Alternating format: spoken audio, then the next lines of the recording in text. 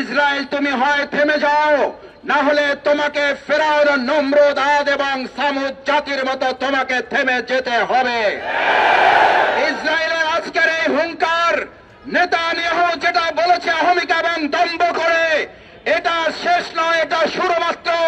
আর আমরাও ঘোষণা করছি, এটা তোমার আক্রমণের শুরু নয়, এটা তোমার ধ্বংসযাত্রার শুরু করেছো তুমি।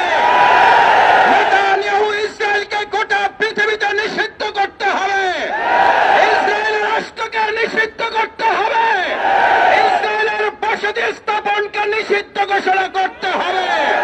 গোটা বিশ্ব মুসলিম ঐক্য করে ইসরায়েলের অমানবিক হামলার বিরুদ্ধে দায়িত্বহীন কণ্ঠে আমরা ঐক্যবদ্ধ ভূমিকা পালন করে ইসরায়েলের এই গণহত্যা বন্ধ করব ইনশাআল্লাহ।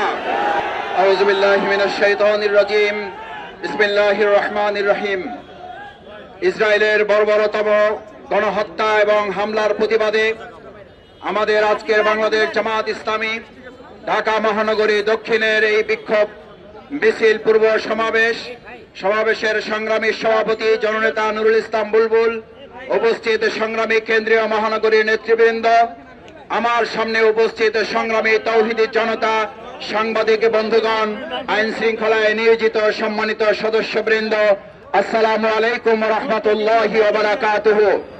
সংগ্রামী ভাই এবং বন্ধুগণ, বাংলাদেশ আজ যে বিক্ষোভে নেমেছে, আমরা বিগত 15 বছর ফ্যাসিস্ট আওয়ামী লীগের সরকারের আমলে ইসরায়েলের এই হামলার প্রতিবাদে বিক্ষোভ করতে গিয়ে বাংলাদেশের তথাকথিত ইসরায়েলের দোসর আওয়ামী লীগের কর্তৃক আমরা আক্রান্ত এবং গ্রেপ্তারের মুখে পড়েছিলাম।